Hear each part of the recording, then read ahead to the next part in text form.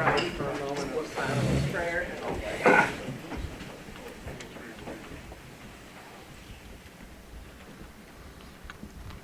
pledge allegiance to the flag of the United States of America and to the republic for which it stands, one nation, under God, indivisible, with liberty and justice for all.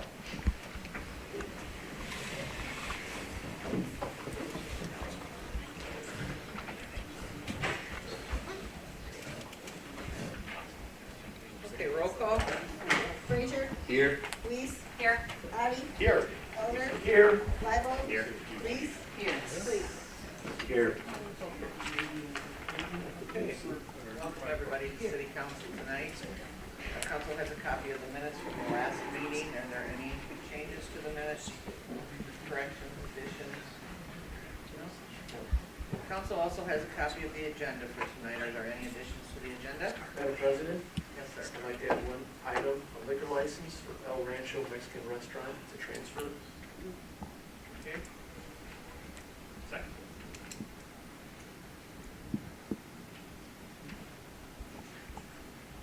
Roll call. Weiss. Yes. Addie. Yes. Elder. Yes. Libo. Yes. Reese. Yes. Sleep. Yes. Frazier. Yes.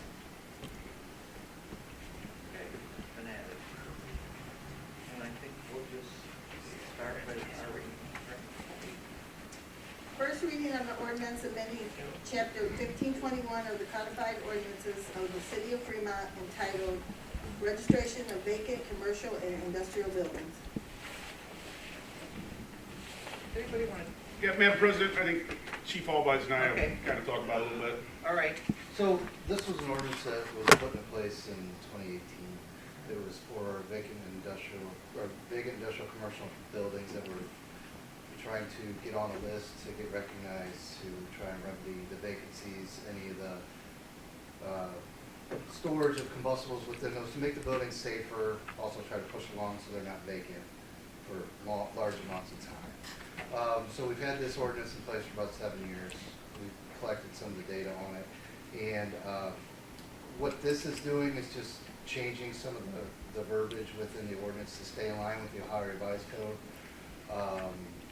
It's also it's streamlining it a little bit to take a couple of the individuals out of the process, like escrow agent, things of that nature that don't necessarily need to be in there. It's also adjusting the assessments, the amount of the assessments to mirror what we're seeing today in terms of demolition costs, administrative costs to run the program itself, and things of that nature. So that's really all it is. Just a couple high points on what the ordinance has done.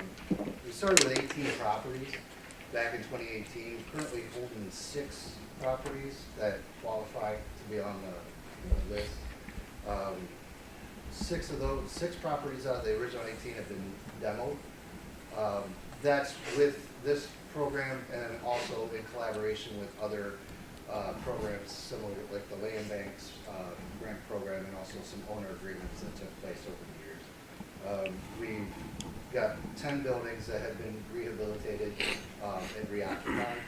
So those original 18, we lost some, we gained some. It's kind of an ebb and flow through the years of these vacant buildings that, we'll get some reoccupied and a new one will pop up. So then we'll work on that one. So just through the years, 6 buildings demoed, 10 reoccupied. So I think it's moderately successful. We still have some issues with, assessments being paid and things of that nature. And then we're making some adjustments within the verbiage of that, as also to give the law director the ability to work on that within his domain. So that's kind of the long and short of it. So. Okay. Do you guys have any questions? Madam President. Yes, sir. I would ask that council passes Rule 4 so that we can get this going immediately rather than wait. I move to suspend the rule I'll 4. second. I second. Wait a minute.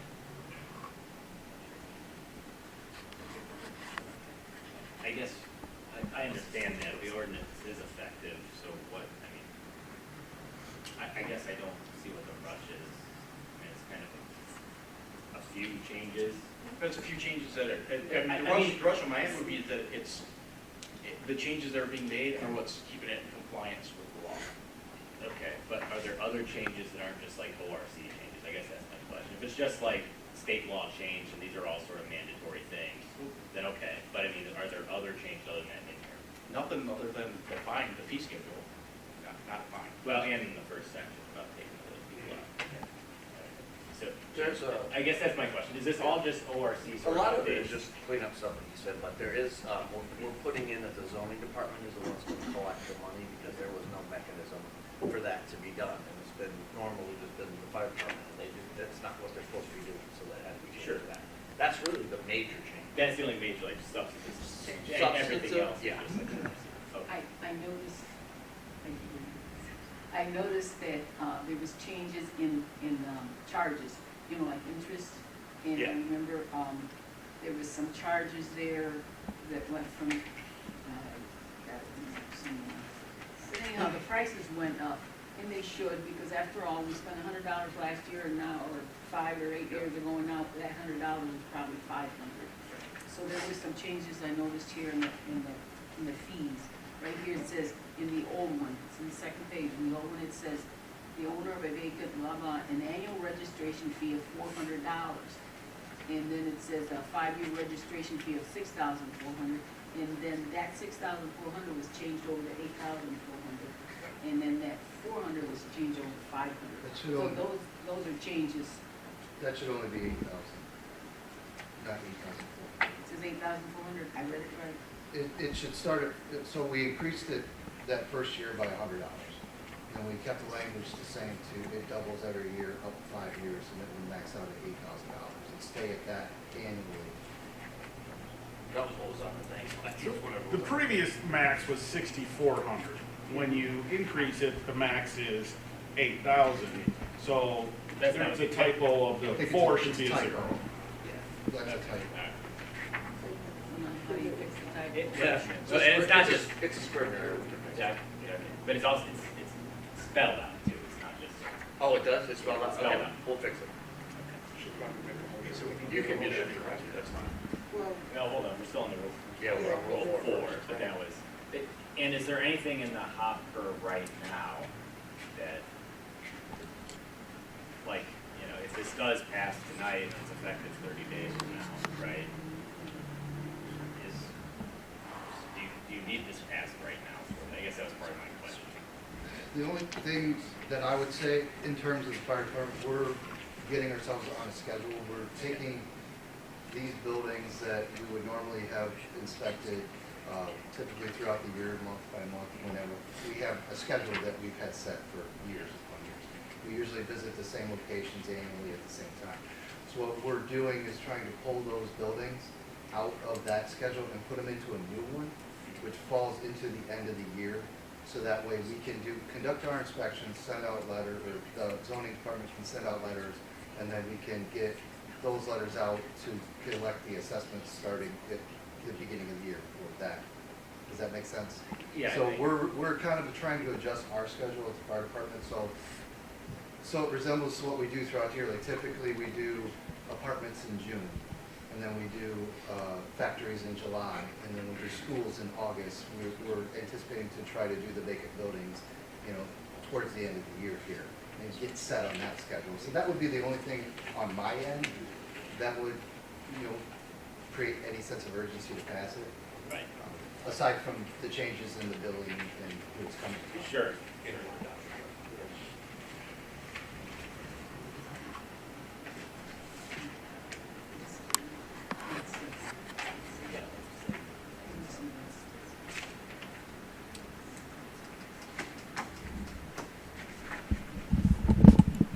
I guess my other hesitancy is just, there's a decent number of changes here, and that's why I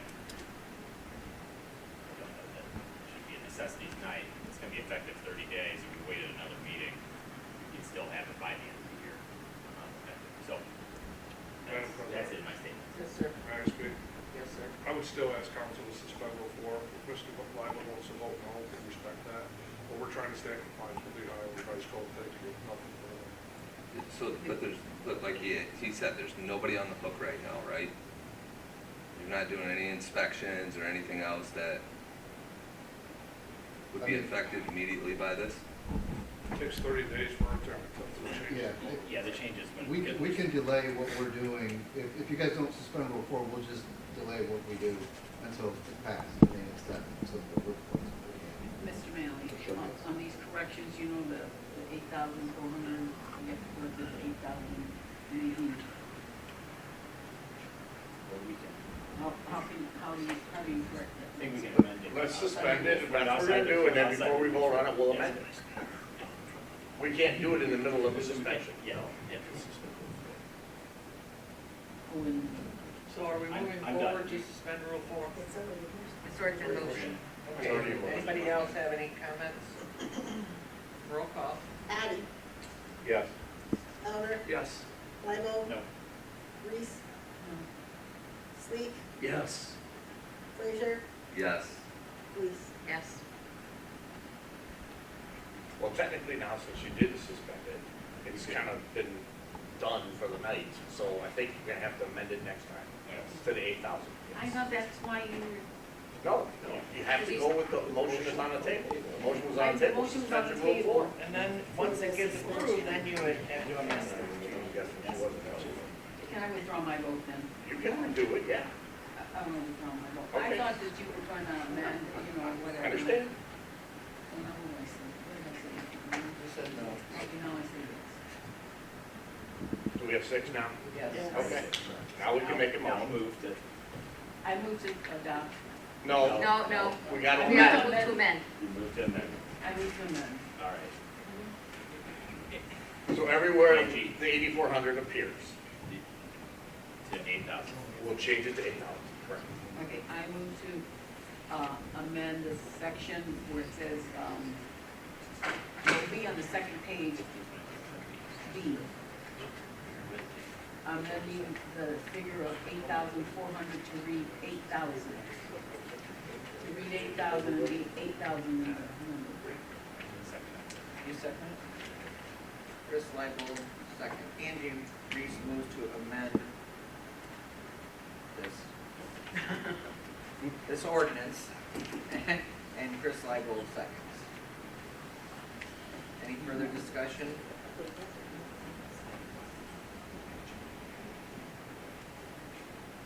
Roll call. Elder, Yes. Libel, Yes. Reese, Yes. Sleek, Yes. Frazier, Yes. Reese, Yes. Addie. Yes. Move to adopt. Second. John Elder moves to adopt, Christine Reese seconds. Any further questions on this? Okay, roll call. Libel, Yes. Reese, Yes. Sleek, Yes. Frazier, Yes. Reese, Yes. Addie, Yes. Elder. Yes.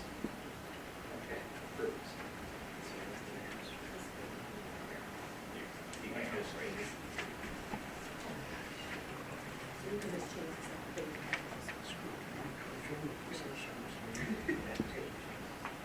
Yeah. That's not the same. Don't confuse the changes. Yeah. Yeah. Okay. Good? Okay, approved. This page.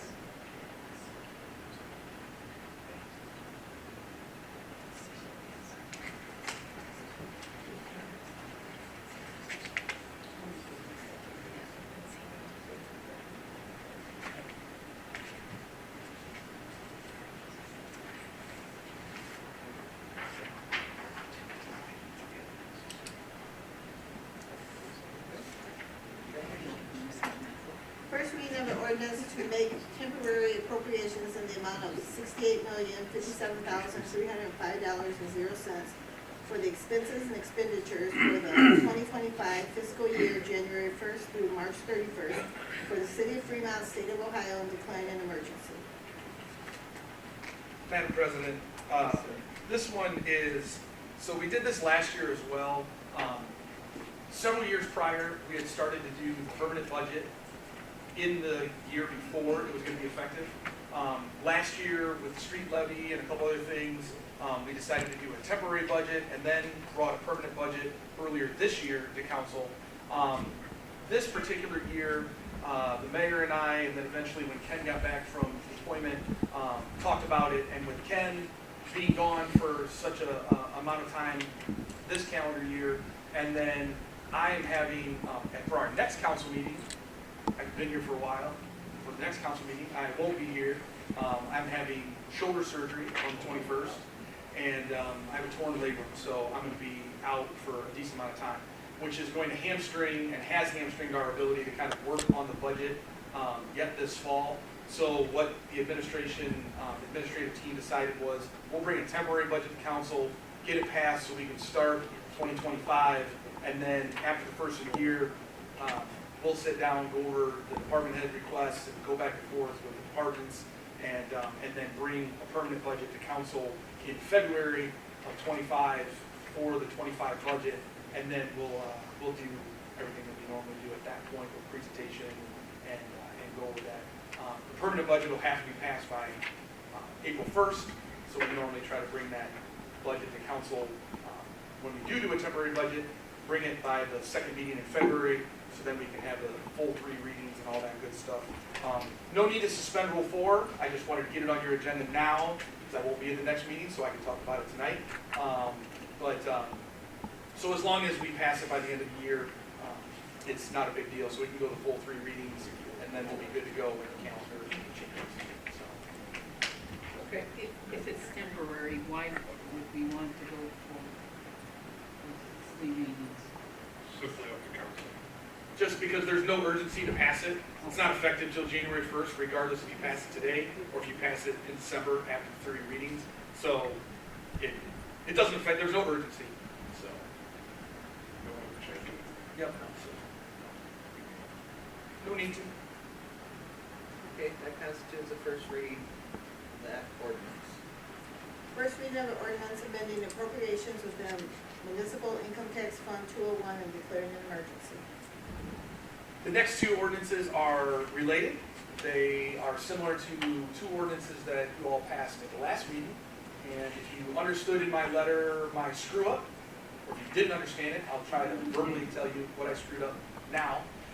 So, starting back with Fred Rechtenwald, the city has always worked, especially with the fire department, on the next fire apparatus that we're purchasing, when it's due to get purchased, and then we program it out. Hey, we need $1 million in 2029, so we're going to start putting money away, so that way when chief needs it, we just cut a check. We don't get a loan for fire trucks.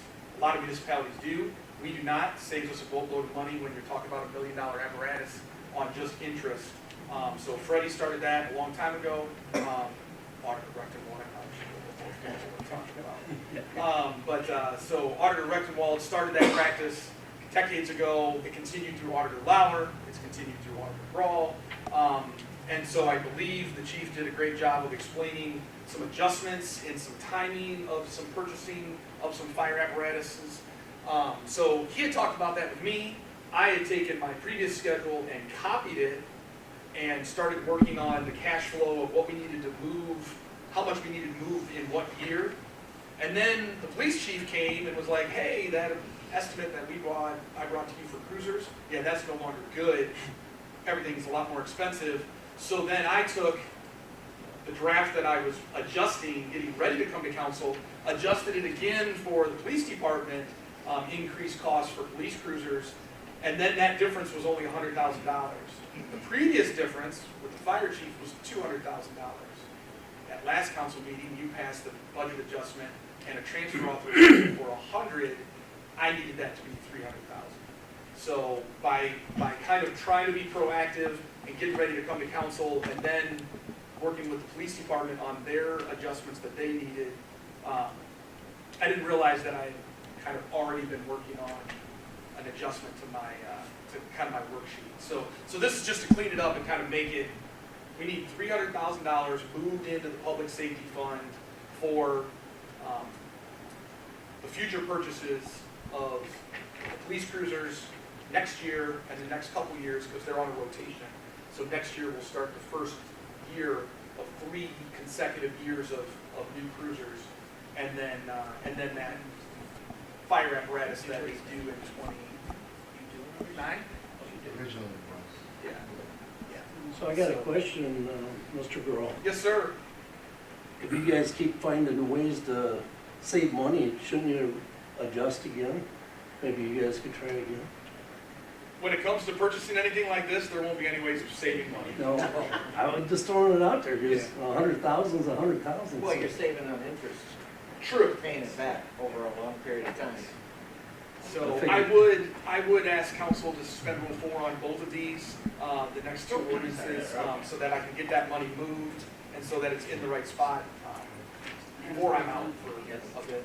I move that we suspend. I say. Okay. Angie Reese moves to suspend Rule 4, Jim Sleep seconds. Any further questions on this? Kenny?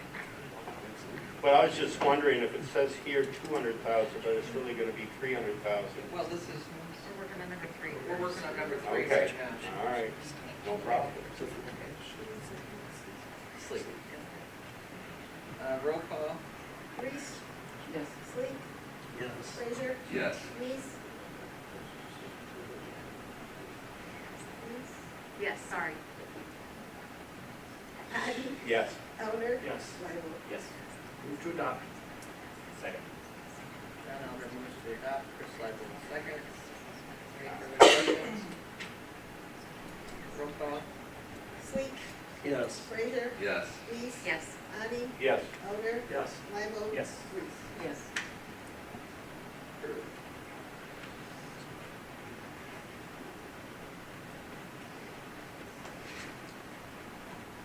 First reading of the ordinance authorizing a fund transfer in the amount of $200,000.00 for the city of Fremont, state of Ohio, and declaring an emergency. Move to suspend Rule 4. John Elder moves to suspend Rule 4, Chris Lible seconds. Any questions? Question on this one, Danny? No, I was told that was all straightened out. Okay. In other words, shut up. No, you don't have to. Okay. Roll call. Frazier, Yes. Reese, Yes. Addie, Yes. Elder, Yes. Lidle, Yes. Reese, Yes. Sleek. Yes. Move to adopt. Second?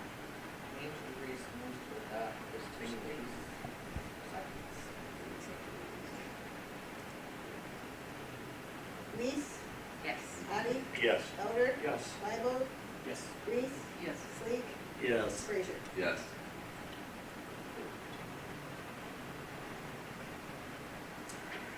First reading of resolution approval of the Sandusky County Budget Commission's alternative method for a portion of it of undivided local government funds to be called local government fund alternative method.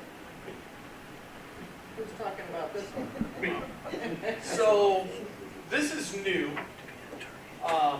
So probably a month or so ago, the county auditor emailed all the entities in the county, all the villages, all the cities, all the townships, and it was still important to go to the meeting, but I misinterpreted it, that I thought that the county auditor was going to do a presentation on the local government fund, and how it's distributed, what it's made up of. And so I RSVP is going to go to this meeting, and so did a boatload of other entities, including the county, a number of townships, and that sort of thing. It ended up being just a regular budget commission meeting. Budget commission is the county prosecutor, county treasurer, and the county auditor.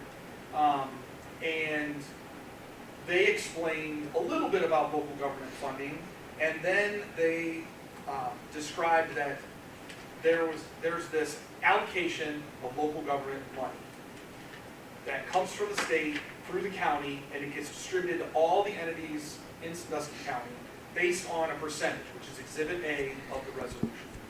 Okay. And several entities, mostly townships, were pretty gung-ho on trying to adjust the percentages. And the Budget Commission explained that there was going to be no adjustment this year because the Budget Commission was supposed to pass this alternative method, I think back in August. And so they were tardy on their approval. And we should have already passed this resolution, if I'm understanding it correctly, before the Budget Commission approved finalizing the alternative method. So it's a little bit backwards, but I think it's new. From my understanding, it is a new requirement of the Ohio Revised Code that the Budget Commission has to provide this resolution to entities for us to pass, and then they finalize at their Budget Commission meeting that this is going to be the method that we're going to use. Okay? So it's a little bit of checking a box that, yeah, I guess the entities looked at it, but we don't really have any say this year because the Budget Commission's already approved to use this method. So we've been under the alternative funding, we have not been using the statutory formula? We have been, this has been the allocation It's been percentage formula, okay. since its inception. Okay. So a lot of entities started bantering about adjusting it and why it should be adjusted because of population changes, because of lane miles of road. I'm not trying to interrupt, but isn't that just under the statutory scheme, not the alternative scheme? I do not know. No, okay. It was, yes. So, but nobody, so they wanted to make changes to this. Auditor Miller had mentioned that she had reached out to former Auditor Farrell, because Bill had been the county auditor for so long, that he probably knew where these percentages came from. Bill had no idea. I don't know, I have no idea where they came from. So, I asked if I could reach out to Auditor Rechtenwald, who's a longtime auditor, historian, buff. He might know. Fred did not know where they came from. He did not even know that the information was available. He thought that it was just something that was done and mandated and didn't really know that there was an adjustment that could be made. So then I started delving into it because nobody at the county could figure out where the percentages came from. And it took me about 2.5 hours, and I figured out where the percentages came from. The statute, from what I can remember, there is some guidance that says if your county population is between such and such and such and such, then the county should get 40%. If it's between such and such and such and such, you get 50, such and such, such and such, you get 60. We fall in the category where the county should get 50. The guidance says they should get 50. They don't have to, but they do. And then in the same guidance, it says that townships should get 10%. So if you add up all those 0.83s, you get 8%. And then if you look at the total for what's distributed to the cities, you get roughly 30%. And if you look at what gets distributed to the villages, you get roughly 10%. The reason why you get roughly 20% and roughly 10% is because there's a park district listed down there for 0.83%, which screws all the even percentages up a little bit. So basically, the county gets 50, the city gets 20, the cities get 30, the villages get 10, and then the townships get 10. And then how it's broken down from there, I'm guessing was by population back in 1974 or whatever, when local government started. I did not do that much research to know exactly if that's how they broke it down. But this will be a thing that, kind of like the resolution accepting amounts and rates that I bring to you all every summer, every August, and I tell you, there really isn't anything that you can do about it. It's our millage. We're just kind of acknowledging that that's our millage, and we're acknowledging the estimate of revenues that the county says that that millage should generate. This is very similar to that, in my opinion, that these are the percentages. This is the estimate of local government funding. The total for the county is $2.175 million for 2025. That's an estimate from the state, so we'll be in that ballpark. And then those percentages for next year are what's going to be broken down. If a change were to be made, and there's several entities around the county who would be interested in changing the percentages, there is a domino effect that has to happen. The county commissioners have to approve a new schedule of these percentages, okay? And then if they pass it, it comes to the legislative body of the largest municipality in the city, or in the county, which is you all, okay? If you all were to pass it, then it goes to all the other municipalities, villages, and townships around the county, and they have to pass it by a majority of their legislative bodies. So if there's, whatever, 15 other municipalities, townships, and villages, 8 of them have to approve that same percentage, that updated percentage breakdown. And then it would go to the Budget Commission, and they would kind of certify those percentages.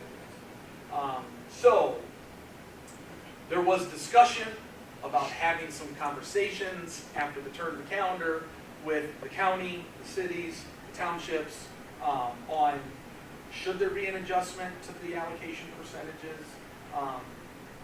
That's going to be a very long, drawn-out conversation. But there is the possibility that maybe next summer, a resolution like this comes to council, and it might be the same, or it might be a little bit different.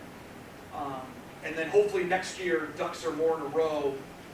We all get the resolutions before the Budget Commission kind of finalizes and certifies the percentages.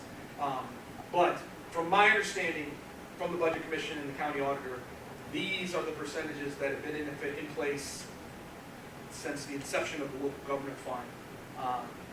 And it's not changing for next year. So I did try to forward to council a little kind of brief history of and kind of what makes up the local government fund. It's got some interesting facts in there about why it was enacted, which then kind of weighs some credence as to scratch your head why Governor Kasich cut it. Because if you look at why it was created, then really he should. But anyway, just for a little bit of perspective and a little bit of context, I tried to provide a little bit extra info. No real bearing on this, but just a little bit of extra info for council to kind of make you understand the local government fund a little bit more. So I thought when I was reading about the alternative method that the largest municipality basically has a veto power. In essence, you do, because if the county were to pass a different method, but we didn't, it's done, and it falls back to this. Falls back to this. Yes. So those dominoes have to happen. They have to happen in that order, and then they all have to happen for a change to happen. So then there were several entities in the room that were a little disheartened because that's some significant dominoes that were to happen to fall in a specific order. But yes, so indo facto, some veto power, but we can't just like right now be like, nope, we don't like 20%. We're going to veto it. From my understanding, this is the method, and our power is if there were a change, a potential change, then we would get to veto because you all would just vote no, and then it just falls back to the existing yes. Okay. Yes. So probably sometime 50 years ago, we said we were going to the alternative. Probably, unless the statute, when that started, gave the power, the ultimate power to the Budget Commission. Maybe I have no idea. Yeah. I did not look at resolutions from 1978. Sure, when it started. Actually, the local government funds date back to 1935. It was a Depression era thing that So the alternative method was late. Yes. I think the alternative method was like late 70s. Right. So, I in my letter, I asked council to suspend Rule 4 just so I could kind of like get it approved and shipped up the hill to the Budget Commission just so they had it on file. And again, like I said, the Budget Commission's already approved it, so it kind of doesn't matter if you pass it tonight or don't pass it tonight. But it would just kind of help get the resolution on file with the Budget Commission, and they acknowledge that we're doing this out of order, but I think they didn't quite understand the requirements that were being imposed by the state statute as to the timing of notification of things and approval by legislative bodies and stuff. I move to suspend Rule 4. Second. Julie moves to suspend Rule 4. And Elder seconds. Any questions on suspension of Rule 4? Yes. Stoner, Yes. Bible, Yes. Reese, Yes. Sleek, Yes. Frazier, Yes. Lees. Yes. Move to adopt. Second. Non-elder moves to adopt. Steniani seconds. Any further comments or questions? Okay, roll call. Stoner, Yes. Bible, Yes. Reese, Yes. Sleek, Yes. Frazier, Yes. Lees, Yes. Addie. Yes.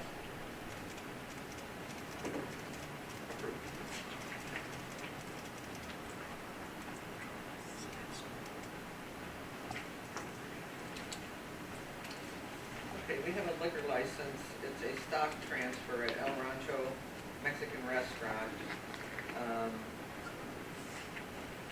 Nothing really changes, right? Correct. Okay. So if you have no objection to this, when Stevie calls your name, say you have no objection. Let me ask you a question. Sure. What is this document? It's not a public league, it's only within the family or in the business, and they're dividing their shares of who owns what. That's what it shows on the document. You want to see it in? No, that's okay. So it'll still stay in business as far as we know? As far as I can tell from reading that, yeah. Thank you. Thank you. It's, this guy has 200% and we're dividing it between these three. Well, it's not a normal liquor transfer. I know.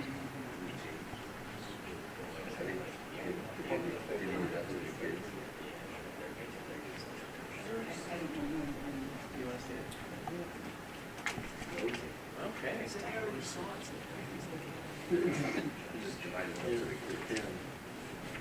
That's margaritas. Margarita, two margaritas. Send it down my way. Thank you. Oh.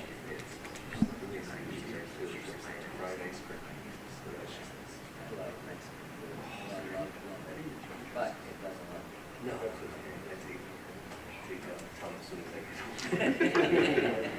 I'm just moaning and groaning. You say, why did I eat that? I heard it. Oh. It's just that. Thank you.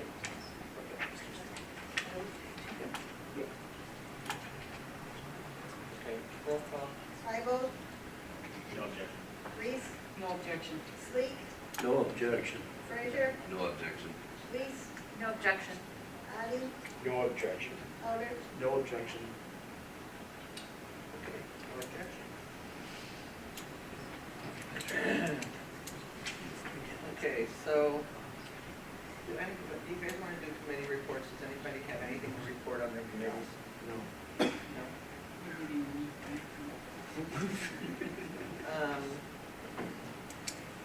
Christie Felger's not here tonight, but I'm sure that I is. think Bob's got the. So because Christie's not here, she has her holiday schedule out, and so I was at the emergency meeting this morning and brought copies of the holiday schedule and put it at each one of your desks. Honestly, this might be the busiest December I think we've had, maybe ever, because if you look at this, there's a lot of dates here, and then inside the dates, off to the corner here is Santa House dates, and so, one of the big days here is there's typically Black Friday, which is Friday, November 29th. But if you remember, the Saturday after Black Friday is Shop Small Business Saturday, and there's a lot of events down here. And so the other thing that I didn't necessarily print off copies, but I could, is as in last year's, there's the Think Fremont community card. So it's a gift card that just says Think Fremont, and it lists the businesses where you can go swipe the card, so you could go get a $100 gift card and take any one of the businesses that are listed as part of the Think Fremont gift card for the businesses that sign up for it. So it's a nice way, it's a really good Christmas gift because it gives you, and I can make copies, if it's on downtown's website, and I can make copies of this or scan it in and email it to you guys tomorrow. But you probably can't see it from here, but all of this small print here, it's all the stores, it's all the businesses. I mean, there might be, there's probably 50, 60 businesses here listed, and so if you don't know what to get somebody, go get one of these cards, and if they can't find something out of 60 stores, I don't know what to tell you. but I think there's some restaurants and coffee shops, and so as a last minute Christmas shopper and don't put a lot of thought into Christmas gifts, I'm big on gift cards, and so these have bailed me out quite a bit. She's got an excellent concept on Pink Friday. Pink Friday. Yeah. Just getting rid of the Black Friday mentality. Pink Friday's more local, small. Pretty. Yeah. That's a happier tone. Right. I would think so. Pink is a little bit better than Black Friday. So Pink Friday basically is meant to say, shop the small businesses first before Black Friday, figure out what you can buy local, and then whatever you can't gather up that you need, go gather that up on Black Friday, rather than doing the reverse, shopping Black Friday and then having the local merchants maybe not be able to help you with some of your bigger acquisitions or things like that. Sure. So that was created for the small merchants. Okay. Okay, well, we'll move on to department heads. Start with Ken Cross. Thank you, Madam President. I just have one thing. Veterans Day is this weekend, Monday. Please, I challenge all council to come to a veterans service. I know that they have a nice one at the courthouse right here. Keep in mind that the veterans that are here now, well, I see with some statistics that I wanted to share with you. And I apologize. Veterans are 72, they're at a 72% higher risk of suicide than those who haven't served.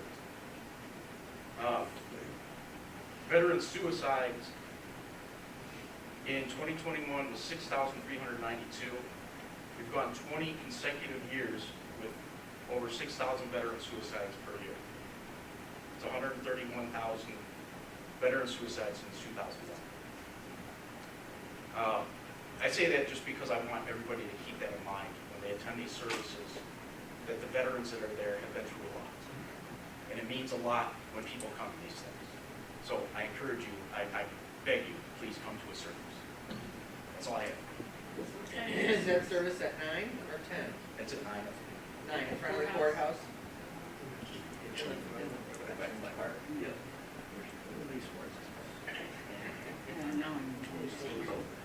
Okay, Bob Gross? Just real quick, I'm so sorry. I don't know that Mr. Cross is correct, if it's at 9 or 11. I have 11 in my calendar, so. It is 11. It is 11. It's 11. Oh, you're right. Speaking of the VFW is at 9, isn't it? And services are 11. 9 o'clock, we have to 11 o'clock. What's at 9 o'clock? VFW, excuse me, I'm so sorry. The VFW is having a veteran breakfast at 9 o'clock. We started back in 2015. And 11 o'clock is the service at the common police courthouse.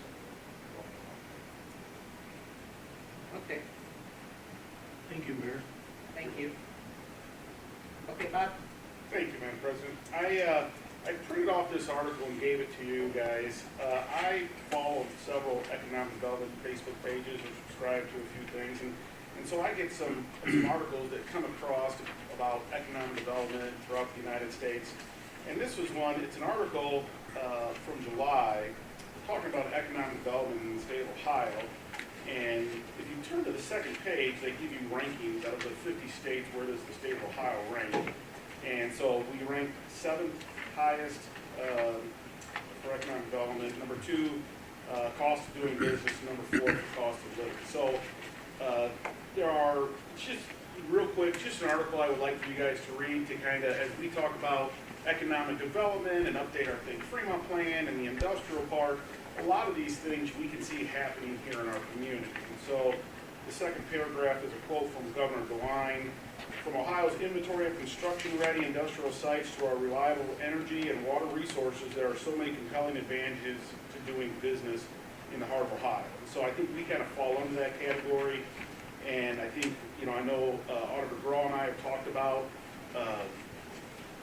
just various conversations and how we all have friends who live in communities that it's a lot more costly to live in those communities, and how fortunate we are that we live in a place that's very affordable to live, and our dollar goes that much further. So I just wanted to I like to share interesting things about Ohio or ourselves and where we figure into that. And I just wanted to share that information with you. And kind of along those same lines, we didn't have a chance to get into it when Ken was gone, but we've kind of been working on the Think Fremont plan, and I've recently come to you guys with a hotel study and Thomas Porter Architect and doing some work at Birch Park. And we, as a city, this winter, we're really sitting down and we're entering the planning stages. We have been really successful for the last 10 years with plans we created years ago and getting those plans executed. And now we just need new plans. We just need new goals. And so we'll probably be coming to you with some presentations or some talks of plans and goals and help we need. I think we've shared with you, we have worked with Thomas Porter Architect on several park projects in the amphitheater and now Bircher Park. And so just letting you know that as we head right into the winter months, just because it slows down outside doesn't mean it slows down inside. And we try to really put our plans together and we'll be updating Lake Fremont. That's all I have, Mr. President. Thank you. Sherry's not here. Chief Malvisor, do you have anything else? No, nothing tonight. Thank you, Madam President. Chief Wetzel? Just a few things. Thank you, Madam President. I'll echo Mr. Cross' sentiments and thank our veterans ahead of this holiday we have on Monday, November 11th. And I would like to draw attention to another place we can send our veterans or tell them, since this will probably air not quite in time, but if we all let our favorite veterans know, tomorrow, Friday, November 8th at 10 a.m., there is a breakfast that starts at 9:15 at the Fremont Ross High School. If you have questions, you can call Heidi Gallagher or probably just Google Fremont Ross High School and you get the numbers straight there. Details on that. So that's the first thing. And the other place we can send veterans is to me. The Fremont Police Department is hiring. We've had great luck with hiring veterans. Our test posted on November 2nd, and we're looking for probably over the next 45 days of advertising to establish a new civil service test for new hires. And that's all I have. Thank you. Thank you. Okay, Jim Milley? Mayor Sanchez? Just to echo Mr. Frost and Mr. Gross with our strategic planning. Under our administration, we, as council knows, and we want the community to know that we cannot get things, we can't get the results without long-term and short-term strategic plans. So as we work on that, we've already included some members of the public, some of our other nonprofit organizations in the community that have been involved. And we're looking to put on some more community events, possibly another charrette coming soon. We have a lot of big announcements coming soon. We were going through some numbers today on grants and things like that, and putting presentations together. And the police chief touched on it a little bit last night. I think him and I had a conversation. And just talking about a lot of the success that the city has had with state and federal funding. Unfortunately, with some of those dollars, we're not able to utilize those dollars on some of our side streets. But we have received significant grant dollars in excess of over $20 million over the last, 5 to 7 years, which is a very, very large amount of money. I'm almost concerned that over the 25, 26, 27 years, people are going to be complaining about all of the construction in Fremont. It's going to be a real issue. So it's a good complaint, but it's going to be a real issue. I mean, Dickinson Street, Oak Harbor Road, Blue Road, we're working with Crown Battery and Hines to help expand for their huge economic investments that they're making. And West State Street is going to be a huge undertaking with all of our federal and state officials, collaborative efforts. I mean, we really have the opportunity to change the landscape of what Fremont looks like. It's like every time we complete a project and we think that's the one, and something else more exciting comes along. We're very excited, the team's very excited, and it has direct impacts on everyone here. But I think with all the good, unfortunately, we're going to be experiencing some major traffic delays over the next few years. So we'll continue to update you on some presentations and things like that when we have more than that laid out. But we have a plan, however, we don't have a vision. So we're still looking at what does that vision look like, and we want the community to have some input on what that vision is. So, thank you, Madam President. Thank you. Paul Brown? The only thing I have tonight is my apologies for missing pretty much every city council meeting since August. There's just too many volleyball games on Thursday nights. But a successful fall on the volleyball courts, both at Fremont Ross and St. Joe. I think we both won 19 games, and Fremont Ross girls made it to the Sweet 16. And so that was amazing for them. And the team we lost to in the district championship lost to Tiffin Calvert in the state semifinal today. So if we could have gotten over that hump, maybe we're also playing today, and I missed another council meeting. But I'll be back for this one, and then I'll see how many I get to with my shoulder in a harness or something like that for the end of the year. Is that how you messed your shoulder up? Probably like 25 years ago, yeah. Long time ago, I think. Thank you, that's all I got. Thank you. Okay, Carl? Yeah, I have something. Yeah, Okay. Erica. Thank you, Madam President.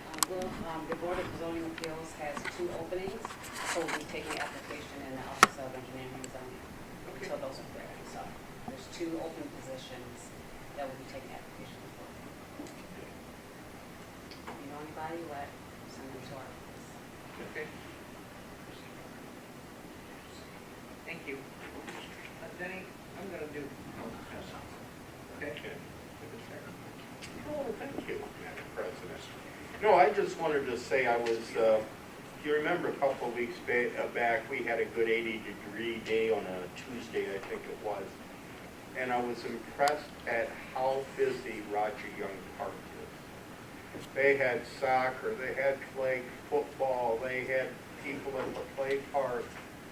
I mean, that place was packed, as Pete at the Recreation Center said, we didn't even have enough rooms to park cars. So I'm impressed by what Cody and Pete and Jordan do out there, and Dee do out at the rec center for the recreation department. I was there, I worked the polls on Tuesday. They had hockey going on. We had people walking, you know, the normal exercise people. Recreation department's doing a great job. I really do think so. They are, kudos to them, and I just wanted people to realize how much we have available to us in our park systems and our rec center. So just wanted to make that comment. I was overly impressed. That's it, Madam President. Thank you. John Elder? Oh, thank you, Madam President. I do appreciate Auditor Grau's work and how he works collaboratively with our police and fire. The schedule of purchasing is very efficient, and that's how we stay afloat. So I really appreciate all the work that they do. As Paul mentioned about volleyball, I do have to give a shout out to some other fall sports, right? The goal in high school athletics is, especially like in individual sports, is try to get kids to the state meet, right? And the road to the state meet across country. I'm proud to say for Fremont Ross, the mayor's son made it to the next level, all right? Didn't make it to state, unfortunately, but he got close. And if you're interested in anything cross-country oriented, I do encourage you to come down to Walsh Park on Saturday morning at 10 o'clock, and you can run a cross-country race, okay? And the mayor's son's in charge of it. So you can do a couple things. I know Councilman Leibold, I should come down there as a veteran cross-country runner, but, anyone else would like to come down, you can walk it.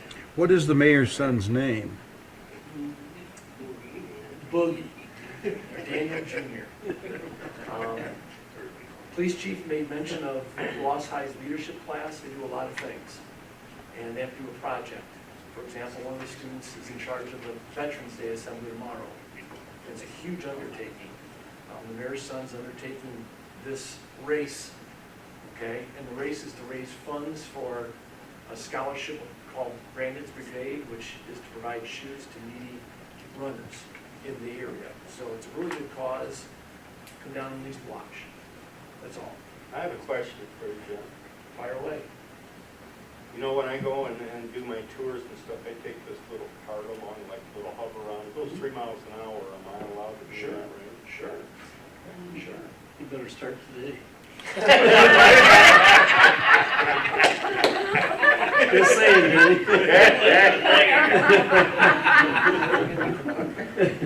Just saying. Is that all? Yeah. Yes, it is. Thank you. Jim Sleep? Yes, I got a shout out to Erica and Al over there. The project in Mr. Leibold's area, which he's well aware of. The house over there about 3 weeks ago was a disaster. And anyways, if you drive by on Court Street, I've got the address. What is it, Erica? 927, 929. What is it? 927, I believe, 929. Yeah, 929, right? And 927. Something like that. You'll notice a big change when, a big shout out to you guys for making it happen. The neighbors are all happy. I know my lead guitar player and his wife they've been there since 1991, and it was a Better Homes and Gardens house at that time. So with the extra work that you guys organized, Erica, it's manageable very much, so thank you. Thank you. Chris Leibel? Nothing tonight, Madam President. Andy Reese? Nothing to me. Christine Weiss? Just to kind of talk about veterans and everything, just to make sure that you call your favorite veteran. I'm a sibling of a veteran, a daughter of a veteran, a granddaughter of a veteran, so they definitely hold a special place in my heart. And then excited about all the downtown events that we've got. We've got a lot of fun stuff here locally and great shopping, and just excited about this holiday season. So that's all I have. Thank you. Thank you. Seth? Just want to remind the public about the youth basketball registration deadline coming up. Get your kids signed up, get them active. And the ice skating rink is back open for public skating on specific days, Fridays, Saturdays, and Sundays. No, I do not skate. I have a question about the rec parking lot. Yes. Who decided that those handicap spots are where they are? Who made that decision, do you know? It's not a good situation. The engineer's office. Yeah, well, I have hip issues and I go to the rec to watch my grandkids, and it's so far away from the door, it's ridiculous. They're all the way down like a fire lane, To the south. where they used to be right Not the first at the row. door, so I don't know why they changed that, but it's not convenient to anybody that has any kind of an issue. Right there, or ramp or anything? Well, there's a ramp. There's a ramp on the very end. Yeah, there's a ramp. Yeah, it's just not, I just, it makes me happy. Sure. Yeah. We could, look into that. I don't know if we can change that this morning. Yeah, I don't know, the person that designed it, clearly has a handicap. Can I make one more comment? Absolutely. I just wanted to say that a past city engineer that was responsible or helped with the new wastewater treatment plant, he was the assistant superintendent, I believe, Albert Zamora, passed away. Had a large family. Yeah, unexpectedly, the wife was out doing something, comes home and finds him laying on the floor. So, yeah, I just wanted to say and give my sympathy and hope the city also, on behalf of the city. I think he was the class of 72 from St. He Joe. was 72. He was born in 54, the same age, or same year I was. so the public, everybody can do the age, do the math. But yeah, he was a year ahead of me. I just wanted to mention that. Thank you. Mhm. Is there anybody in the audience that would like to speak? If so, come up to the podium and state your name and address.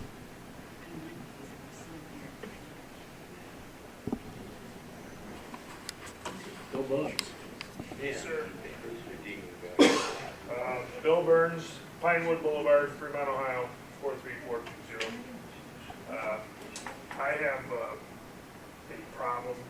Well, the last time I was here, someone stated to me that they were going to come by my house and talk to me about some problems, and they haven't made it yet. And I get a hold of the mayor, and he returns my calls a lot sooner than this gentleman that said he was going to stop by and see me. He runs by my house all the time, but he never seemed to stop, so I just wondered if it was going to be possible to happen this time. Well, who is it? It was me. Oh. I run past this house. My apologies. And that house on Wood Street, still sitting there flapping away with the white plastic and everything.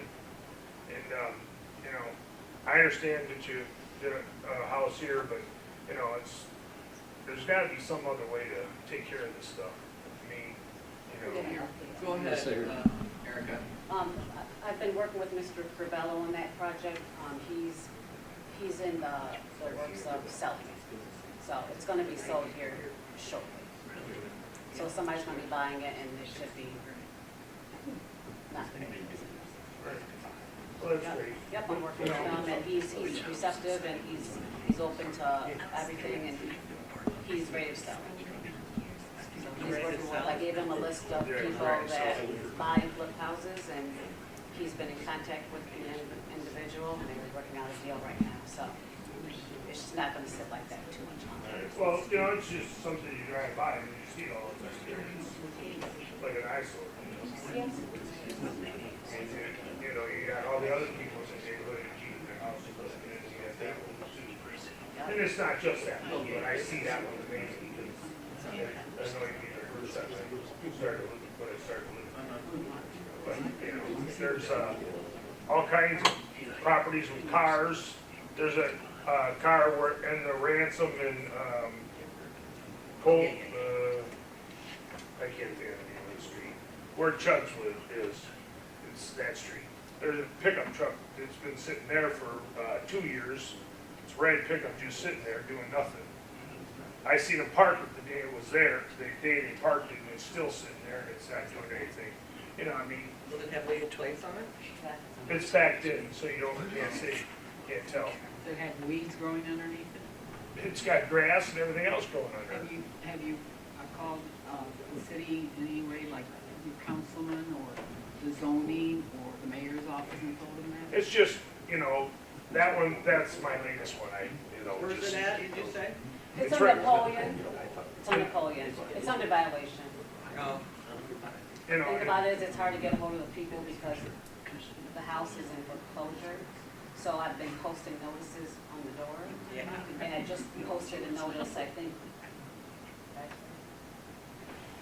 So it's hard to get hold of people in Yeah. there. It's in And foreclosure. they're- There's no action there. But trying to I- avoid you too. Probably. Yeah. But, so, That's what it boils down to. but it is under violation. I know exactly the right truck is in the front yard. Yep. Yeah, I don't like it. And there's, you know, I mean, it's more than one that I see all the time. Well, you know my office number, you can call me and we'll. No, I'll get your number from you. Yeah. I'll call you all the time, don't worry. Sir, I hate to see cars parked. If they're in my ward, I will call and get them moved. And I've had very good success by calling police departments, telling them that there's weeds or that I've had license plates. I can tell you, there's a pickup truck sitting on Hayes Boulevard, right down the street, right across the street from where the old school was. It's a white pickup truck. That thing's been sitting there for 2 years. Does it got flat tires? No, it just sits there. I mean, it hasn't moved in 2 years. Is the license plate? It's a white pickup truck. It's got a lift on the back of it and everything. Where on Pinewood Boulevard do you live? What, pardon me? what part of Pinewood Boulevard do you live at? I'm the last house on the block. Okay. I'm right there where, Mr. Victor bought that property. And he's gonna supposedly start to get ready to build some stuff, so hopefully that'll be good. Going back to, what is that, Baywood? Yeah, it's Daywoods and, And you said there's a car that you were? no, on Hayes Boulevard. Okay, no, I'm talking about your problem in your area. Oh, I don't have any problems in my area, because I would have taken care of it by now. Okay, all right. I mean, I'm not trying to be nasty, but I would have called and, you know, or I'd have went, knocked on the front door and asked them, get out of the way, you know, move it. Absolutely, yeah. You know, there's no sense in, I mean, you see these cars sitting in people's yards that aren't moving. And I know there's one over there on, Wilson. There's a lady that's got 3 cars, or 2 pickups for sure, I know. And the car comes in and out every once in a while, it stays there for a while and then it moves. So, and I think some told me it's on Hickory Street. Said it was, one of you guys spoke up when I said something about it. Mr. Dar. Huh? Or Mr. Barr is off the line, coach, Mr. Dar, the gentleman sitting next to Erica Williams here is our new code enforcer. So the last time you were here, remember I told you that we were looking to hire for that position. So we have recently hired for that position. He's been with the city for a few weeks now, 3 weeks now. So he is in the process of still learning the job and going through training. Right. You know, so all of this information is obviously very good information for him. I'm happy he's here tonight. He wasn't asked to be here. I'm happy that he cares enough to be here tonight. And, you know, when he's out doing his job for the city, it gives him a better understanding of what the other elected officials, you know, the concerns, I don't want to call them complaints, because you're just bringing concerns. Right. You know, the concerns and things that you have. You know, we want to, talk about our city being better. Right. You know, that's where we start. Absolutely. So with him being here tonight, I just wanted you to know that he is here, so that way he can hear that. And then maybe after the meeting, if there's just a minute, you can, if he's hearing this, just maybe he could introduce himself to you, introduce yourself to him, so that way you know from here, leaving out, who a good contact person would be directly when you have these concerns, so that way. I appreciate you being here tonight, as always, but I also want to give you the opportunity to reach out to someone during hours in which we don't have council. Right. That way you don't feel, No, I you're not understand. bugging me, but I don't want you to feel like And I appreciate it.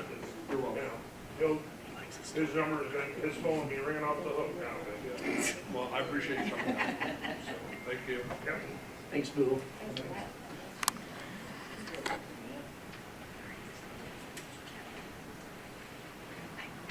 Anybody else? I move to adjourn. Okay, Jim Sleep moves to adjourn, and Mr. Schweigel second.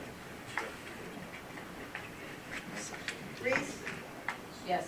Sleep, Yes. Frazier. Yes. Lees. Yes. Bonnie. Yes. Elder. Yes. Schweigel. I made it all.